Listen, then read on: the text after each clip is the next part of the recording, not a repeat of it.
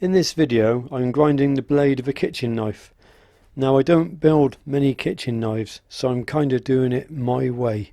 I found a way that works for me. Now my way may not be the best way, but if this video helps anybody, then that's a great thing. Not on sunny in the UK, but the sun's hiding behind a cloud. Oh no, it's coming back out again. I think I'm going to go into my workshop. At least it's cooler in there.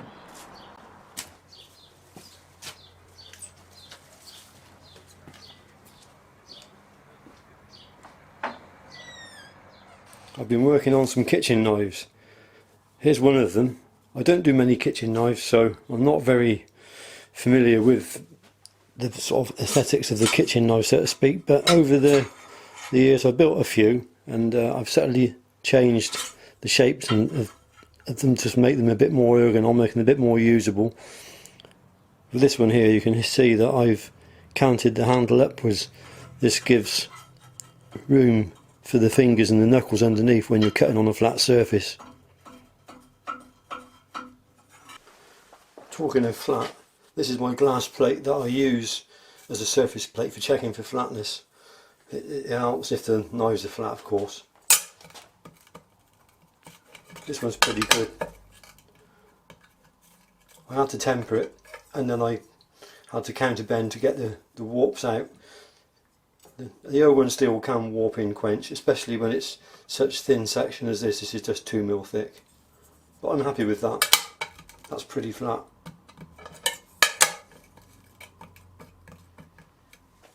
Just for comparison purposes, you can see the temper colour of the kitchen knife I'm working on. It's got a very light colour. This is the annealed colour of the steel before any heat treat. But that's the final temper colour, so you can see it was just a very light temper. The hardness was measured at 61 HRC, so it's a good hard blade. Should be good for a kitchen knife for cutting vegetables.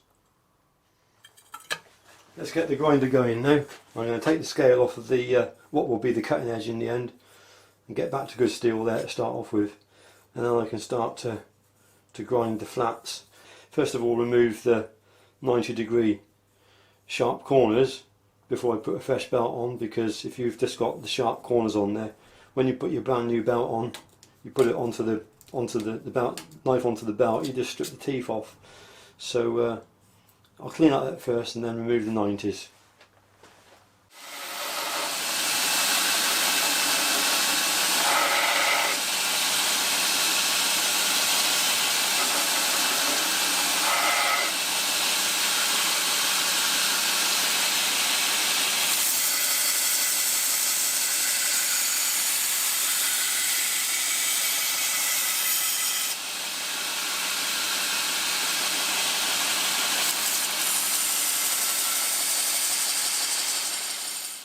That's the squared off 90s now gone, and I've left just a very thin piece in the centre, which will eventually form the apex of the cutting edge.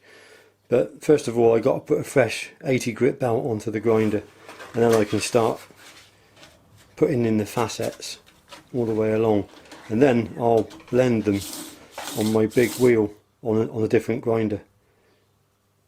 It should be good.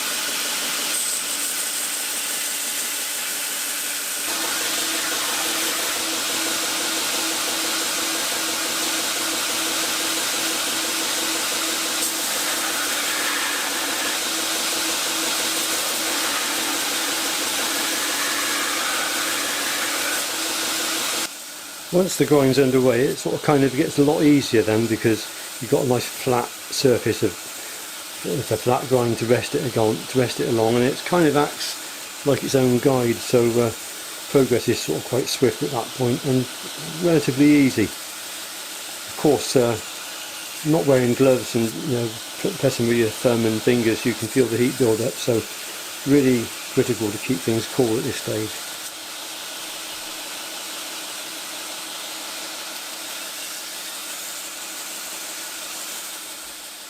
Well, I'm quite happy with the rough grinding.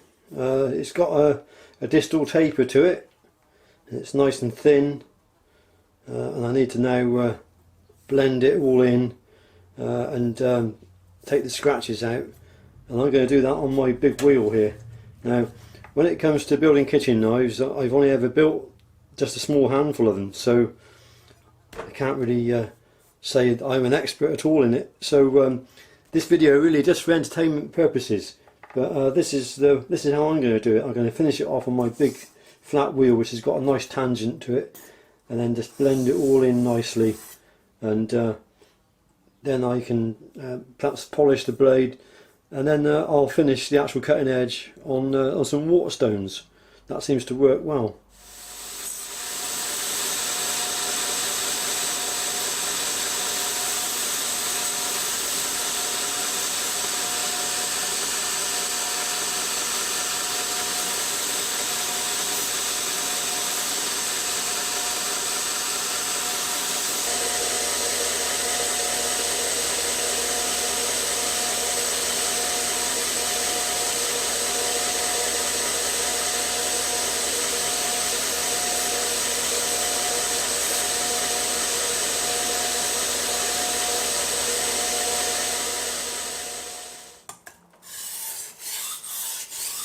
I gave the knife blade a little polish, then I finished it off on the waterstones, 800 grit, then 1200. Well, after a while of hand sharpening, then a quick strop, a paper cut test showed me that this knife will do all it needs to do. It will certainly handle a tomato no problem. I don't know about the coconut though. Anyway, if you've enjoyed the video, please give it a thumbs up and consider subscribing. Thanks for watching, and I'll see you in the next one. Bye for now.